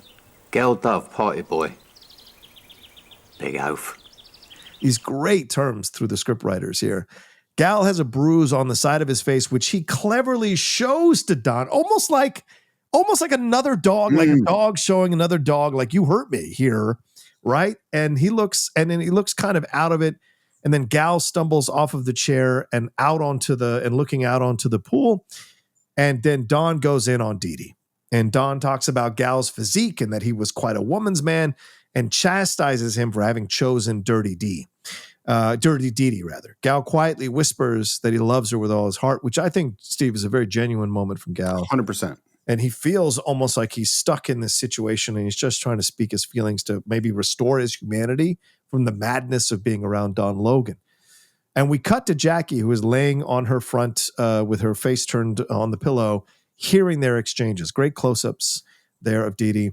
Don talks about a Maltese pornographer named Vicky Raisins who says DeeDee still has a fan club and that they meet up the first Tuesday of every month, but they call it the Wednesday wank, which is weird, and that they watch her old Super 16 porn films. He calls her a stain on his life, Don calls DeeDee that for Gal, and disgusting as Jackie closes her eyes and we finish with a shot from her above on the bed.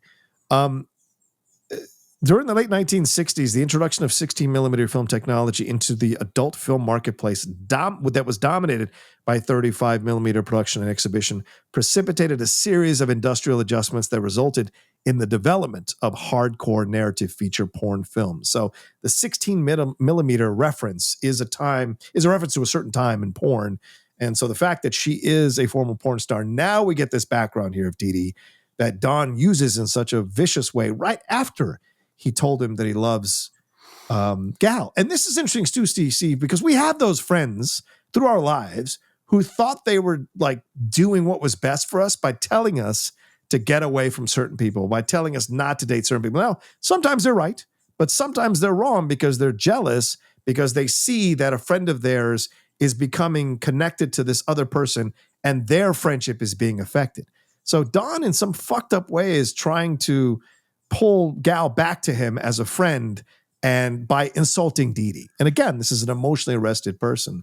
So I find these sequences to be interesting and a window into Don's psyche and feelings for Gal.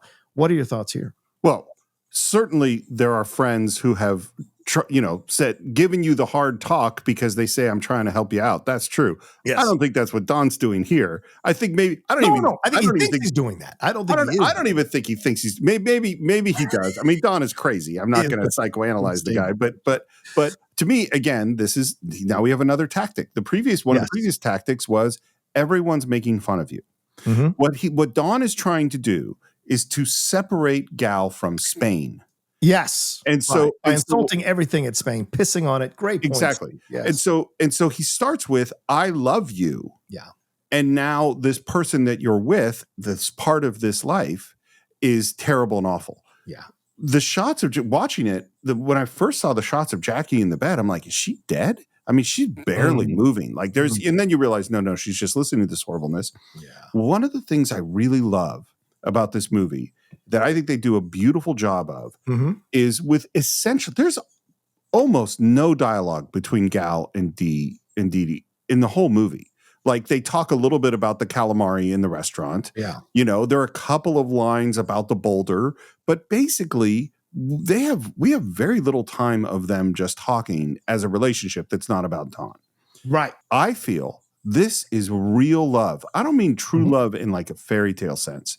I mean deep, mature. Yes. We know each other's bullshit. He knows all about the porn. Yep. He knows about the asshole directors and the shitty situations. And that doesn't matter to him because he loves her. And she knows all about the crimes that he's committed and the mistakes he's made and I think they've shared all their crap. Yeah. And they go, yeah, and you are the one for me and I'm the one for you. And it is deep, profound adult love. That is what I feel. And I feel they establish it with almost no dialogue at all. Yeah. But it feels so real. And so what's so funny about this tactic of Don's is it's so obviously useless. Yeah.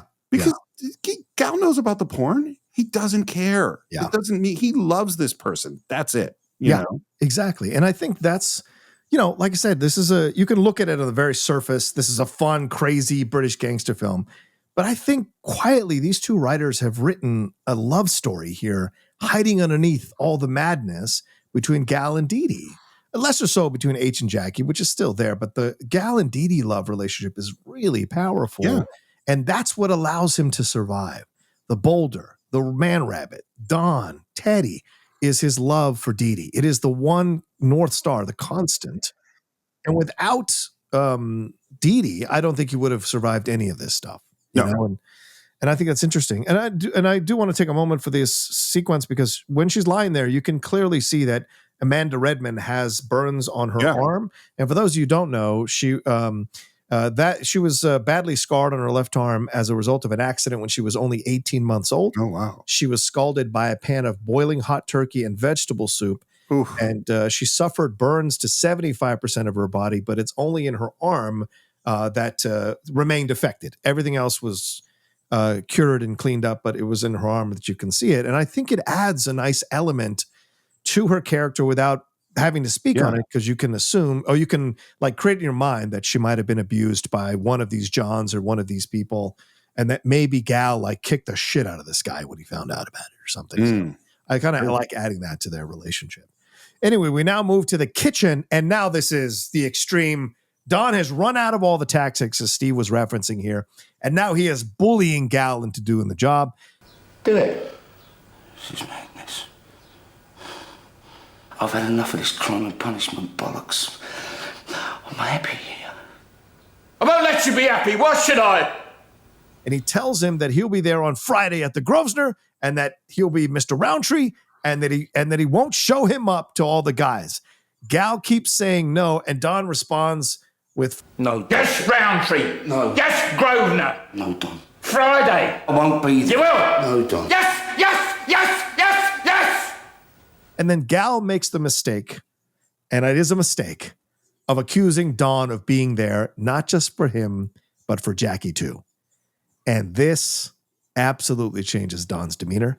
Don's voice goes completely cold, and his face removes all expression, and it is terrifying. Then Don moves around him, not unlike the man rabbit earlier, and lays into him from a place of being insulted as a professional. Jonathan Glazer keeps the camera outside the kitchen. They originally shot this in the living room, but then moved it to the kitchen because they wanted kind of a sanitary area to have this shot in. And he tears Gal apart, Don does. And Kingsley does an incredible job here. He manages to be slightly comical, yet super menacing, as he uses his head as a kind of a battering ram through the air, as he yells at Gal about his need to put together a team, and then yells at Gal about his ego, about his, quote, insinuendos, his big-headedness. And then Don has the audacity to say that if he doesn't want to do the job that is Gal, then fair enough, he can accept that, and we can leave it at that. And consider what I know about you and the outrageousness of what's going on inside your head, whatever stinky thoughts you're having, which I don't want to know, because they're so disgusting. And then he kicks a door in the kitchen twice, and then asks to leave and for Gal to order him a taxi. And we see him drive off from behind just as we saw him enter the film, with his big head and ears prominently there in the center of the frame. So, Steve, this is what we would imagine at this point in the film is the final gasp of Don Logan to try to get Gal to do the job. And it is unsettling. He's using all his physical tactics and intimidation tactics. Ray Winstone also does a wonderful job playing off of Kingsley, just huddled in the corner of his kitchen, having Don berate him like an owner yelling at a poor dog. So it's a fascinating sequence between these guys. What's your thoughts on this scene? So I feel that our job on the Cine-Files is to explore and elucidate and illustrate the meaning and technique behind moments in a particular film. Yeah. I cannot figure out what the fuck to say about yes, yes, yes, yes. It is one of the great moments. It is the moment of this movie, I think. Yeah. For me, like the moment that I remembered is yes, yes, yeah. That is, and I don't know what to say about it. You know what I mean? Like, it is totally amazing. It doesn't quite, I don't know if it makes sense. I don't know what it is. Ben Kingsley's intent, maybe I have one thing I can think of to say about it, which is, in society, when you say a certain thing, somebody is supposed to respond in general in a certain way. Yeah. And what Ben Kingsley is literally doing is, I will not take no for an answer. Yes. Whatever you whatever you say, I'm going to put a yes on it, because I am not leaving here. And then, so that moment is stunning, absolutely amazing. And then what I love too is that Ray Winstone, that Gal, thinks I have a tactic. Again, we're going back to the yes-nos. Yes. Here's my tactic. I am going to bring up Jackie because I've seen a weakness, and he's totally right about it. Yeah. And I've seen a thing that might get me out of this thing. And the moment he brings it up, he knows that he has made a terrible, terrible mistake. Yeah. A gross error in judgment. Yeah. Because he thinks he's trying to reach, because Gal is in a happier place. Yep. And so in some way, Gal, I think, is reaching out to Don to be like, you can talk to me about Jackie. You were trying to talk to me earlier. I wasn't receptive to it. But let's be honest, man, you're here for more than just me. You're here for Jackie too. Let's deal with that. He is trying to be emotionally mature in the only way he may have the ability to do with Don. But he's trying to treat Don like a normal human being in that moment. And that clearly isn't what Don wants, because Don is ashamed that he has love for Jackie because he has no idea of how to deal with that and how to speak it and talk about it. And Jackie has been rejecting him ever since he arrived. So it reinforces Don's feelings about himself already, because I think Don supremely hates himself. And this is even more of that. And to have his friend use that, again, that's how he sees Don. I think that's how he sees it. To have his friend use that to try to intimidate him or to try to talk him out of a thing, I think Don sees that as the ultimate insult, and which is why you see him unleash in the way he does. And I think the way he rage quits or rage storms out to get in the taxi is his way of not wanting to deal with his feelings for Jackie. Well, and I think he's at the moment of Call Me a Taxi. Yeah, I think Don has kind of admitted defeat. Yes. I mean, I think he's like 100%. I've been exposed. Yeah, I've expressed. I'm vulnerable. I'm embarrassed. I can't handle this. I'm going to get the fuck out. I think there is potential that if Don just went with that, he's gone. If they had let Don smoke on the plane, he'd have been gone. Yeah, maybe. And as Don Logan heads to the airport, Steve, this seems like the perfect time to end part 1 of our discussion and breakdown of Sexy Beast, because Don isn't coming back, is he, Steve? I think this is it. We're all safe now, and Gal is just going to stay there with DeeDee, with H, and with Jackie, and spend the rest of his life in Spain. No, I think we've wrapped everything up, and much earlier than usual. I mean, you think it was going to be a longer movie, but I think this is it. It's a lovely short, is what it is. Exactly. But no, we will be back with part 2 next week here on the Cine-Files, and we hope you enjoyed part 1 as well. And Steve, what should we tell our fine listeners here on the Cine-Files? Well, if you did enjoy part 1, the best place to tell us might be on our Facebook page, where you can just do a search for the Cine-Files, or if you're a Twitter person, it would be Cine_Files. On Instagram, it's the Cine-Files Podcast. And of course, if you want to reach me, it's SR Morris on Twitter, SR Morris1 on Instagram, and you can subscribe to the show at all the usual places, including Apple Podcasts, where, remember, you can now actually subscribe and get ad-free versions of the show, as well as our Cine-Files shorts. You can also get those at patreon.com/thecine-files, where at higher tiers, you can do our watch-alongs or even join the Cine-Files Advisory Board. And as always, you can buy or stream every movie we've ever reviewed, including Sexy Beast, at cinephiles.net. John, how would folks reach you? You can always find me at The Rocha Says on Twitter, Instagram, and TikTok. And I'd like to say one more thing to everybody who's listening.